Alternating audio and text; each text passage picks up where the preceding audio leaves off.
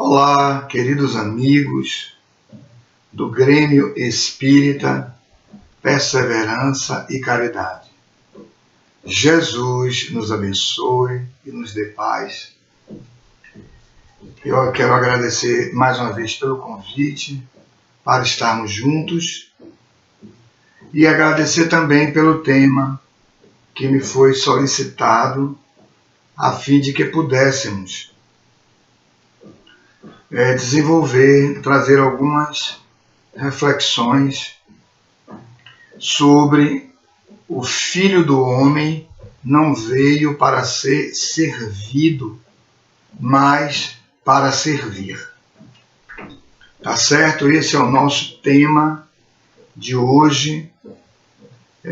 Eu vou tentar agregar um pouquinho algumas reflexões sobre esse tema, inclusive, se der, eu acredito que dê, nós vamos complementar, né? O Filho do Homem não veio para ser servido, mas para servir e dar a sua vida em resgate de muitos. Isso está no Evangelho de Mateus, capítulo 20, versículo 28. Vamos tentar aí desenvolver algumas reflexões sobre isso. Não sei assim se vamos conseguir passar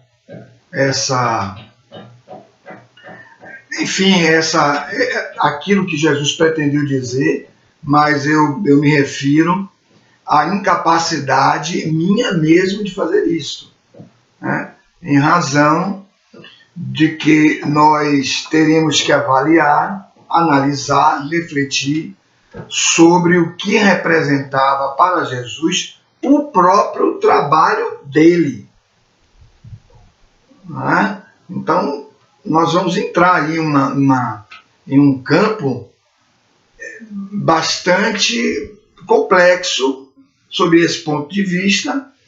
Naturalmente, nós vamos falar sobre servir, mas como, de um modo geral, nós não temos ainda essa habilidade, né? Nós não temos essa habilidade porque não temos essa consciência profunda do que seja servir, né? Então, já viram que naturalmente nós vamos estar aqui e ali encontrando bastante dificuldade na compreensão desse tema, e em especial na compreensão e na tradução dessa expressão: o Filho do Homem não veio para ser servido, mas para servir. Bom, a expressão o Filho do Homem, ela é comumente atribuída a Jesus, como se tratasse do próprio Jesus, né? Então notem que quando Mateus relata isso, ele está dizendo aquilo que Jesus estava dizendo. Ele não tira nem põe, ele está colocando aquilo que Jesus referiu. E isso já é uma coisa um pouco complexa, porque a ideia era que ele era filho de Deus, né? Mas ele reduz essa compreensão.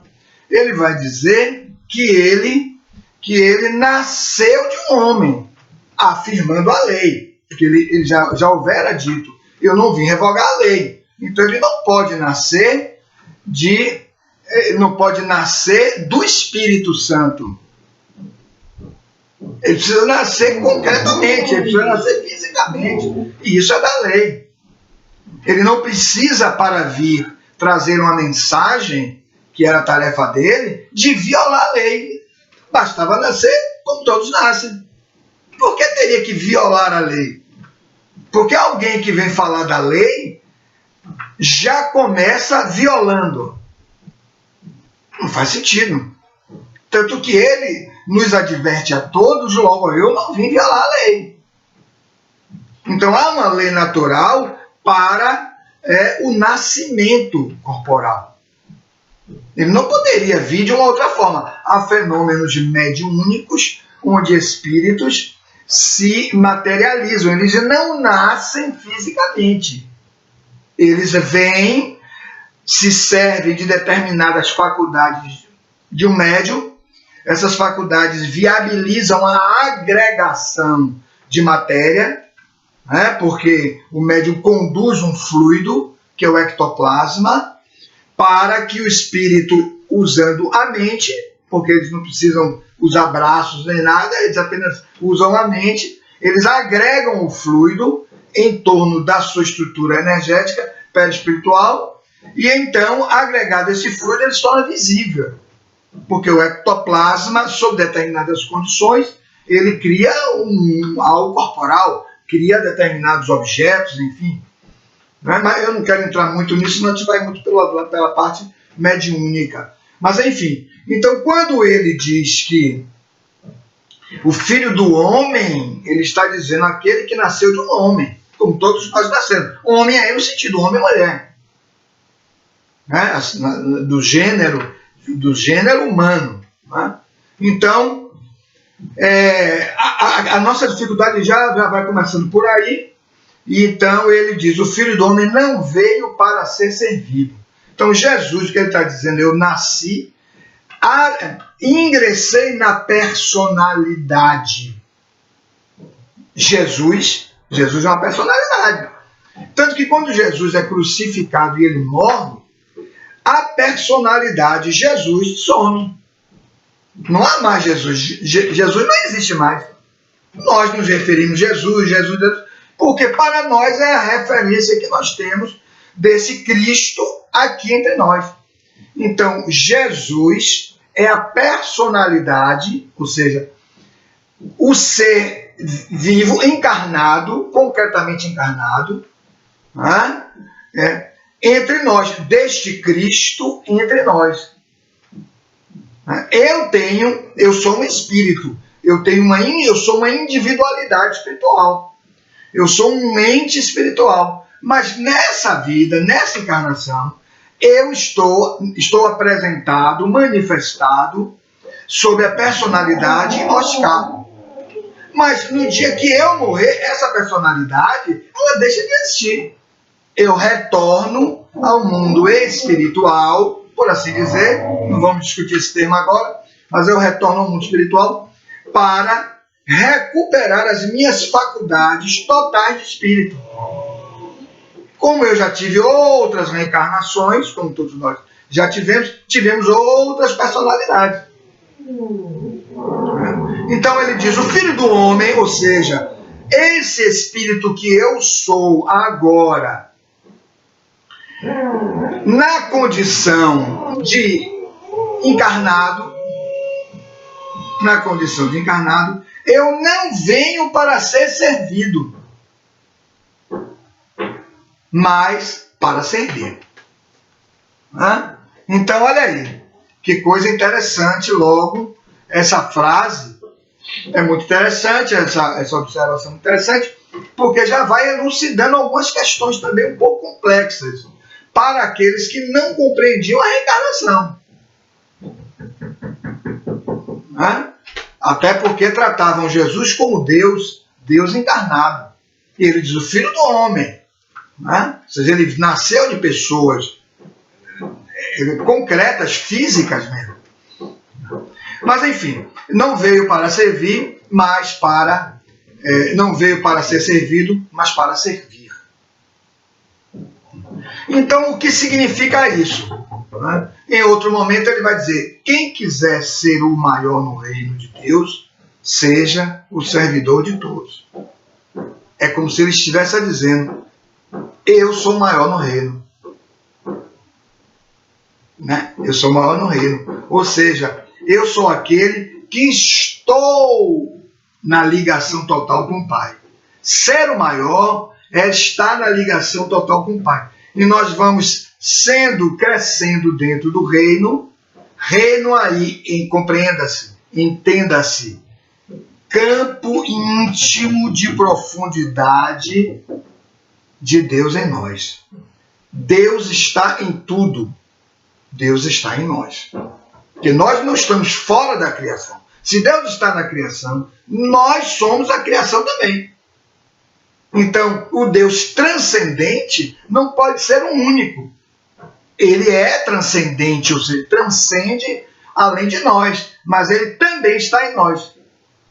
Então, é por isso que Jesus diz a Pedro: Pedro, o reino dos céus está dentro de vós, busque o reino. É o que devemos fazer. Então, para ingressarmos neste reino e nos desenvolvermos nele, tornarmos-nos maiores nele, é necessário nos apropriarmos dele. Como? Servindo, ele diz. Servindo, porque a essência do reino é amor. E o amor é a essência, é a movimentação máxima de ir ao outro para atuar favoravelmente em relação ao outro. Nós vamos ver isso lá na frente. Quais são esses caracteres dessa ação de servir. Então, a quem quiser ser o maior no reino de Deus, ou no reino dos céus, que está dentro de nós, e que está fora também, atuaremos para fora à medida que nos apossarmos do reino dentro. Ele diz: seja o servidor de todos. Então ele não veio para ser servido, porque há mais alegria em servir. É isso que ele quer dizer. Há mais felicidade em servir do que ser servido. Porque se compreende todo o amor de Deus, como ele compreendia, já se era ou se estava servido. Agora, que cumpre o indivíduo? Servir. Repartir. Repartir. É nesse sentido.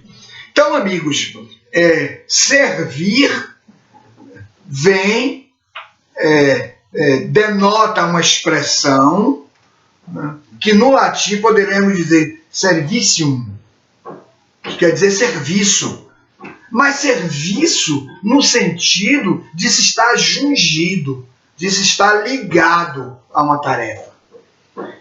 De se ser mesmo, olha a expressão um pouquinho mais dura, de se ser mesmo escravo. O que é o escravo? O escravo é aquele que não tem uma outra escolha, não manifesta uma outra vontade, que não seja a vontade do seu Senhor.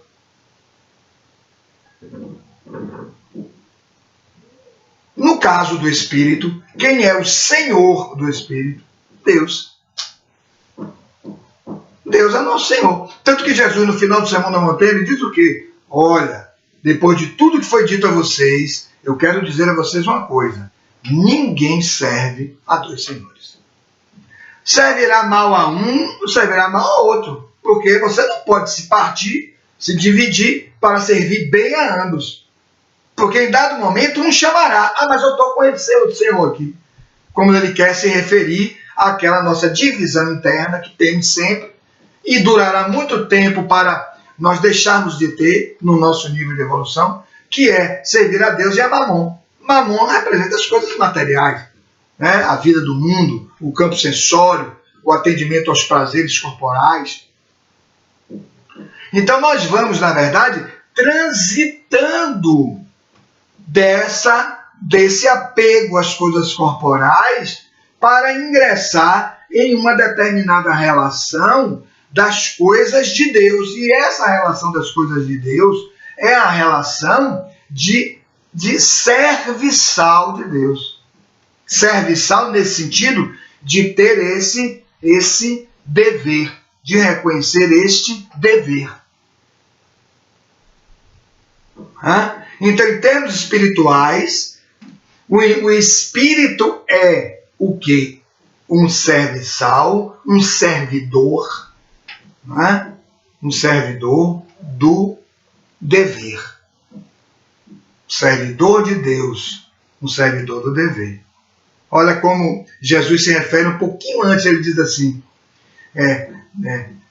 Deus trabalha e eu trabalho também até hoje. Lembram disso? Ou seja, é como se ele quisesse dar a ideia de que Deus nos serve. Porque todo aquele que trabalha é o servidor de algum ideal. Há um ideal. O ideal de servir. Né? O ideal de servir. O ideal de ser útil. Não é assim que os Espíritos vão ensinar a Kardec no Livro dos Espíritos, livro 3, né? Ou parte 3, para quem usa essa expressão, divide o Livro dos Espíritos em partes, alguns dividem em livros, são 4 livros ou 4 partes. Então, livro 3 ou parte 3, Leis Morais da Vida, lei do trabalho. Aí eles vão dizer lá, Kardec pergunta, o que é trabalho? Eles dizem, toda ocupação útil. Mas o que é uma ocupação útil? Uma ocupação útil é uma ocupação transformadora. Essa é toda ocupação útil.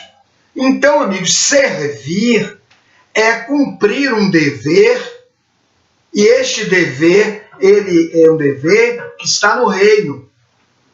Como sabemos o que está no reino? O que está no reino vem para nós através da consciência. A consciência revela o reino. A consciência revela as leis. E o trabalho é uma lei. Né? O trabalho é uma lei. Precisamos trabalhar. Quando não trabalhamos, nos sentimos mal. Não precisa nem ser exatamente um trabalho remunerado, um trabalho profissional. Esse também. Mas nem porque muitos aposentam e tal. Alguns se tornam inválidos por acidentes, etc.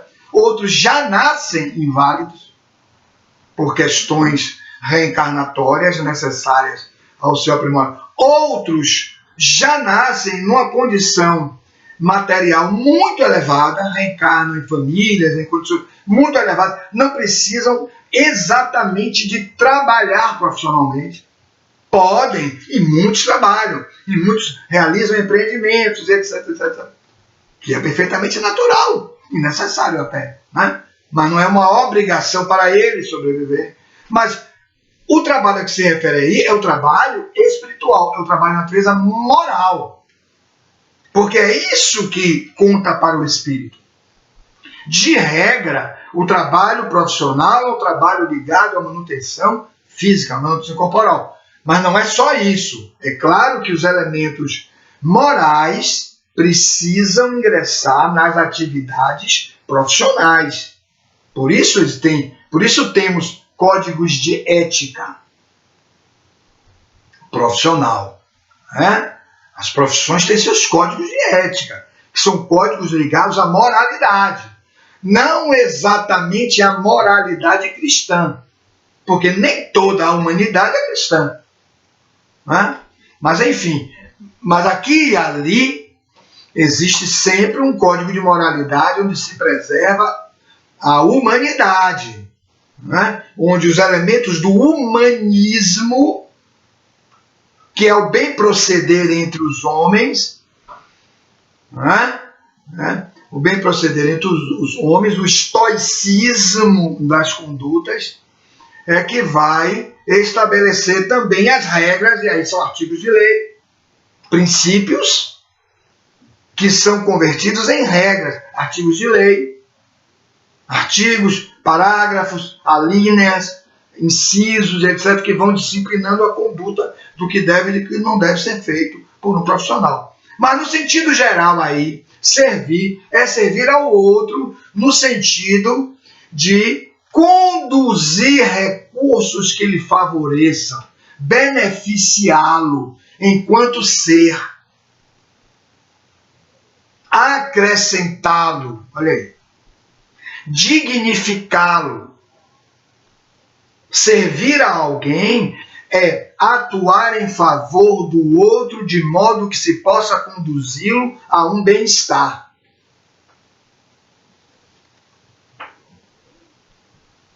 No caso de Jesus, esse serviço não é remunerado. A proposta desse servir é um servir sem remuneração. Então, amigos, quando Jesus ele propõe isso, nesse sentido, ele aplica, porque ele vive, ele não faz um discurso e vai embora, ele fica para viver o discurso. Então, quando ele faz isso, ele passa a ser censurado. Porque tudo é cobrado nos templos daquela época. Tradição que vem sendo mantida ainda pelas religiões, os religiosos. Que é a cobrança, eles cobram. O dízimo, etc. E outros tipos de pagamentos por determinados sacramentos que são feitos, né? As liturgias que precisam ser realizadas, essas coisas são pagas. Aqui, pelo amor de Deus, não vai nenhuma censura. É o que cada um entende que deve ser. Não há uma crítica, não há uma censura. Isso é histórico, isso é uma constatação histórica. Nós apenas estamos fazendo uma referência para fazermos uma associação ao servir a que Jesus se referia.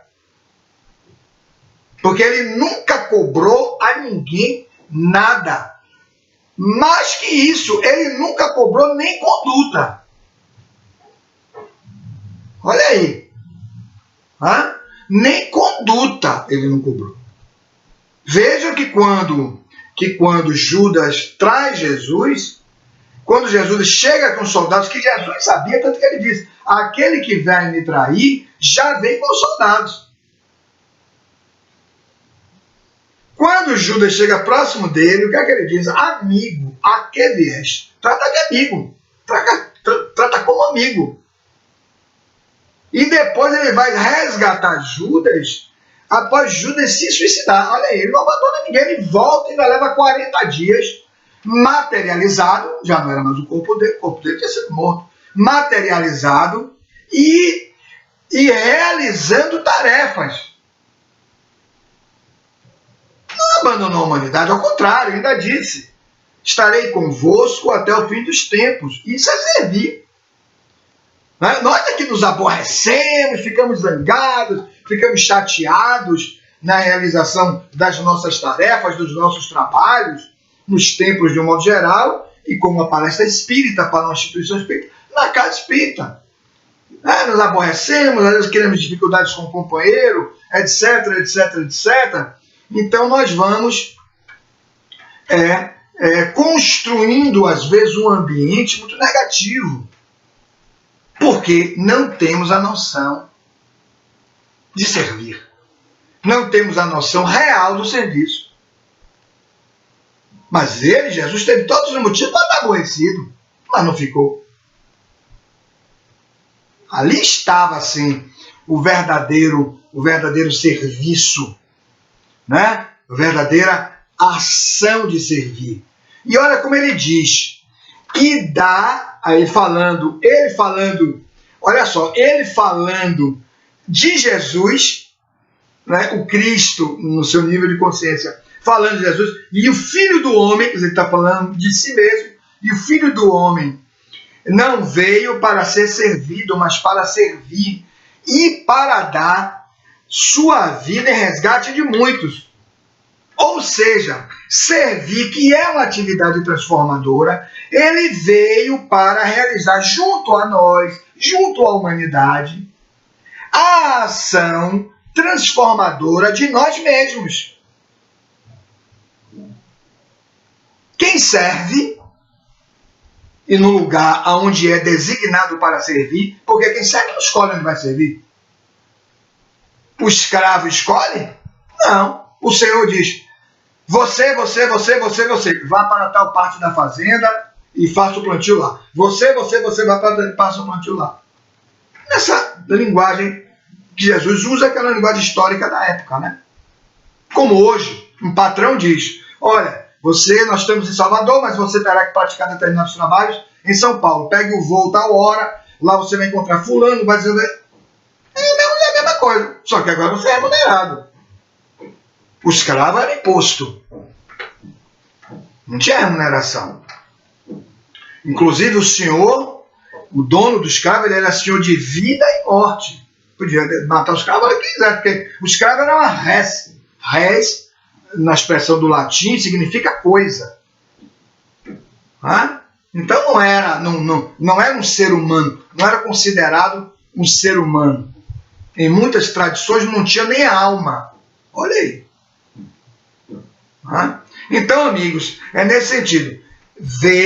É como se ele dissesse, vim para agir junto a vós, nós aqui, no processo de transformação moral. Isso é servir. Quem serve atua junto ao outro no processo da transformação moral do outro. Por isso, as características de quem serve, quais são as características de quem serve? Quem serve, serve com alegria. Serve com alegria porque ele está atendendo à sua própria consciência, que é a expressão do reino que está nele. Notem essa sutileza. Porque muitas vezes eu posso achar que servir é estar no horário dos trabalhos. Mas quem serve com alegria vai estar no horário dos trabalhos. Se algum dia não puder fazer ou não puder estar, ele não vai se recriminar e se autocensurar e se punir por isso. Aconteceu alguma coisa. Você não pôde estar. Há algo tão forte, tão importante, que representou um serviço que você tinha que fazer antes de fazer aquele. Há um problema na família. Não, largue a família e vá. Não, depende do que seja. Há coisas que são inadiáveis. Há coisas que são inadiáveis. Pense em um membro da sua família que quer se suicidar. Você precisa ficar. Não, depois eu vou, depois eu resolvo. Não. Você precisa parar. Você não sabe o que aquela pessoa vai fazer no grau de desequilíbrio que ela está. Ali você já está servindo. Não está no plantão do centro na hora que deveria estar. Ou manda uma mensagem. Hoje já dispomos disso, né? Naquela época, não. Então, se alguém que estava conduzindo a mensagem do Cristo marcasse numa determinada cidade e não fosse, os caras lá saberiam, aconteceu alguma coisa. Porque fulano é um servidor. Ele tem um compromisso com a causa do bem. Ele não veio por alguma razão. Então, quando se serve com alegria por estar com Deus. Quando se serve com inventividade. Às vezes nós encontramos companheiros que demonstram um certo cansaço nas tarefas que fazem.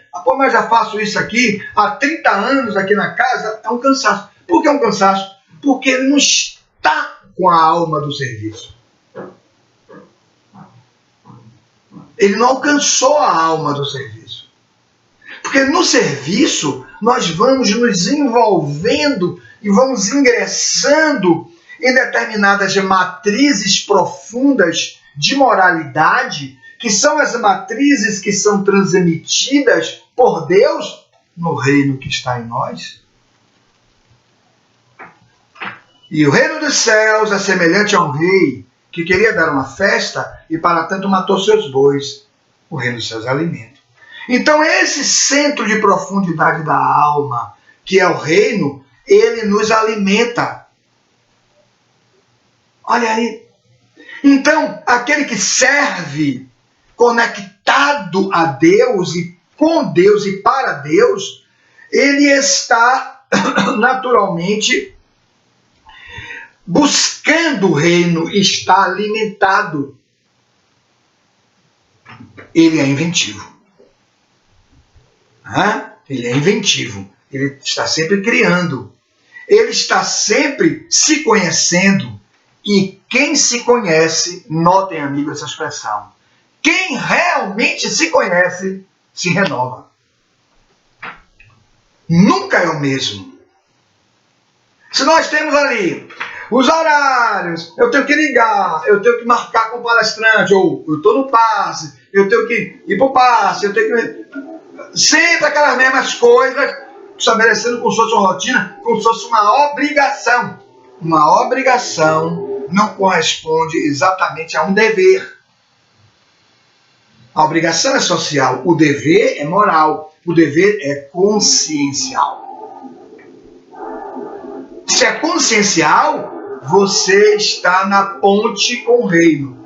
Porque a consciência é a ponte entre o ego e o reino. Né? É a ponte entre o ego e o reino. Olha que coisa interessante. Então nós estamos indo lá e voltando e trazendo os recursos. Estamos sempre renovados. Lembra a questão 919 do Livro dos Espíritos, autoconhecimento. Autoconhecimento, num viés muito profundo, Joana traz isso numa etapa fundamental na sua série psicológica. Não vamos falar dela hoje, que seria um pouquinho extenso. Sensacional, Joana Dias vai trazer isso. Então, amigos, quem serve é inventivo, não se repete, não se torna cansativo, não vê a vida de uma forma cansativa. A vida é sempre renovada. Tem as questões, os problemas, os embates, existem para que a gente supere mesmo. Porque é na superação das dificuldades que nós desenvolvemos as potencialidades. Se não fosse a dificuldade, não desenvolveríamos as potencialidades. Lembra quando Bezerra de Menezes, no livro Compromissos Iluminativos, uma psicografia de Divaldo Franco, vai dizer: aquele que foi ao front é o ponto de testilha da guerra, né, de uma batalha, de um conflito, aquele que vai ao front e não volta com cicatrizes, ele não combateu. O que esse cara foi fazer lá? Ele está fazendo a seguinte referência: aquele que vem uma encarnação e volta sem nenhum tipo de questão, volta para o mundo espiritual. Esse cara não combateu. Esse cara procurou os meios mais fáceis de viver. E nem sempre os meios mais fáceis são os meios mais legítimos. Os meios mais lícitos. Procurou as facilidades de uma vivência corporal. Né? E isso debilita moralmente o espírito, porque ele não avança. Ele não avançou, ele não conseguiu. Ele teve aqui, teve todas, mas não avançou. Qual é a solução que os espíritos dão? Lá, livro 3 do Livro do Espírito de novo, Lei Moral da Vida. Meu amigo, tem que voltar. Tem que voltar. Aí a gente volta. Sob condições onde a gente não vai poder enganar a lei. Mas aí, isso é uma outra coisa. Né? Então, aquele que serve, ele é inventivo. Aquele que serve, ele é libertador. Notem bem a expressão que eu estou usando. Ele é libertador. Ele não é salvacionista. Que é uma outra coisa, um outro tema, um outro assunto que não vamos falar. Ele não é salvacionista. Ninguém salva ninguém. Ninguém salva ninguém. Nós nos salvamos. Senão tiraremos o mérito da outra pessoa. Então, o Pai criou um sistema cada um realiza o seu trabalho. Cada um serve. Cada um serve. Servir é auxiliar o outro a progredir. É auxiliar o outro a crescer moralmente. Muitas vezes esse serviço é dar o apoio para alguém se formar para adquirir uma profissão. Mas então é profissional. Não. Você está auxiliando alguém a adquirir dignidade. Através de da repartição de um conhecimento qualquer que você tenha, dentro de uma área técnica específica. Mas o que você visa não é exatamente formar um profissional, mas é conduzir ao outro a ideia do apoio, do amparo, do suporte, para que ele também, já servido, possa servir. Então é um processo educativo. Quem serve, educa. Quem serve, educa o outro. Tá? Então, a libertação sem positividade. Olha, você veio aqui a casa espírita, mas a partir de hoje, você vai fazer isto.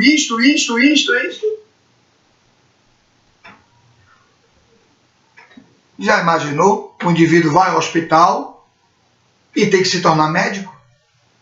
Não precisa. O médico vai dizer, olha amigo, aqui está o receituário, aqui é o resultado dos exames, você tem a patologia tal. Os cuidados que você tem que fazer, por prudência, para a manutenção de sua saúde, são isso. Mas você não vai impor, você não vai fiscalizar, você não vai obrigar, você não vai negar outro serviço de novo. Quantas vezes uma pessoa vai à casa espírita durante o encargo?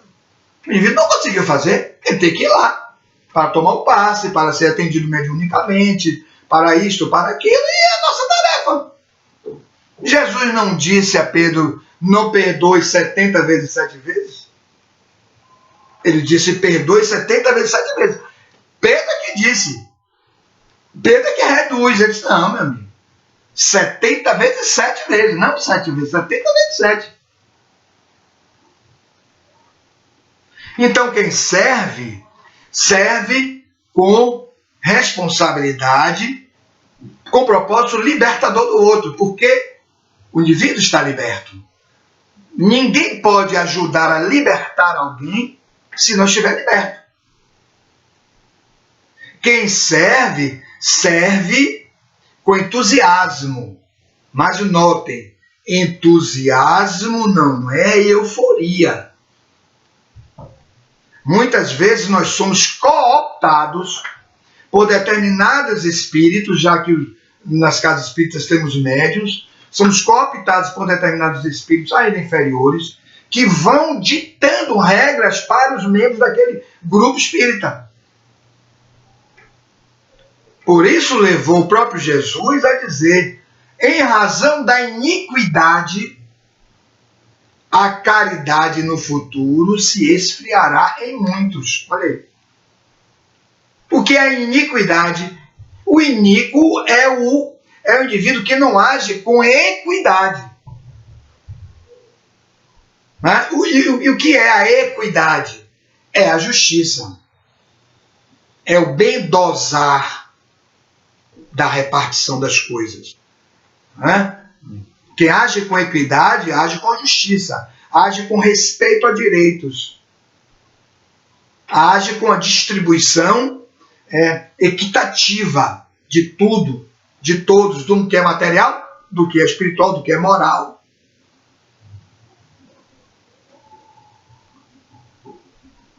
Por isso Jesus vai dizer, e muitos dirão, olha, o Cristo está aqui ou acolá. Não é verdade.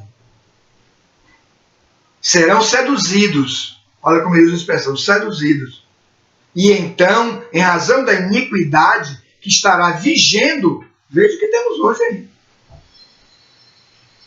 Veja o que temos hoje aí. Todo mundo dizendo que é o certo, que abra qualquer coisa em qualquer rede social. Tem sempre alguém dizendo, eu sou o certo. Olha, vou dizer a vocês aqui, em primeira mão, isso é errado. Note que ele está combatendo alguém. Mas ele tem o direito de combater alguém. Não é? Então, às vezes a posição dele, mas não a posição de outros. E quem disse que a posição dele é a mais correta? Você não sabe. Você está seduzido por um pensamento. Mas é preciso você fazer o seu pensamento. Como? Mas como eu vou fazer o meu pensamento? Vá ao Evangelho. Por isso que Jesus diz, meu amigo, eu vim lhe servir. Eu estou aqui para lhe servir. É isso que você pode fazer. Se quiser ter vida, né, quando ele diz vida e abundância, siga-me. Mas se você quiser ter uma vida de determinados ganhos específicos para agora, você está livre.